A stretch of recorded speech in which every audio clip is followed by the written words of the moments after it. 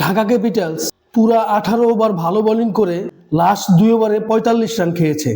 পরবর্তীতে রহমানুল্লাহ গুরবাজ এবং আব্দুল্লাহ মামুন দুর্দান্ত সূচনা করার পরেও, জয়ের ভিত গড়ে দেওয়ার পরেও মোহাম্মদ মিথুন, শামীম পাটোয়ারি, সাব্বির রহমানরা এই ম্যাচ জয়লাভ করতে পারেনি। সব মিলিয়ে উভয় দিক থেকেই ঢাকা ক্যাপিটালস বাজে ক্রিকেট খেলেছে। আজকে দিনের দ্বিতীয় ম্যাচে ঢাকা ক্যাপিটালস বনাম সিলেট টাইটান্স মুখোমুখি হয়।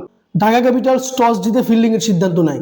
সিলেট টাইটান্সের ওপেনার পারভেজ হোসেন ইবন এবং তাওফিক খান মোটামুটি ভালো সূচনা করেন। পরবর্তীতে আরিফুল হক এবং আজমতুল্লাহ ওমরজাই পার্টনারশিপ করেন। তবে সিলেট টাইটান্সের রান যখন 18 ওভার শেষে 135 এবং লাস্ট 2 ওভারে ঢাকা ক্যাপিটালস প্রায় 45 রান দেয়, যার ফলে নির্ধারিত 20 ওভারে সিলেট টাইটান্স 6 উইকেট হারিয়ে 180 রান করতে সক্ষম হয়। ঢাকা ক্যাপিটালস জবাবে ব্যাট করতে নেমে রহমানুল্লাহ গুরবাজ এবং আব্দুল্লাহ মামুন পাওয়ার প্লেতে প্রায় 50 রানের পার্টনারশিপ করেন। পরবর্তীতে নাসির হোসেন, মোহাম্মদ মিথুন, সাইফ হাসান, শামীম হোসেন পাটোয়ারি এরা কেউই পার্টনারশিপ গড়তে পারেনি, যার ফলে লাস্ট মোমেন্টে ঢাকা ক্যাপিটালস নির্ধারিত 20 ওভারে 8 উইকেট হারিয়ে 160 রান করতে সক্ষম হয় এবং সিলেট টাইটান্স 20 রানের ব্যবধানে এই ম্যাচ জয়লাভ করে।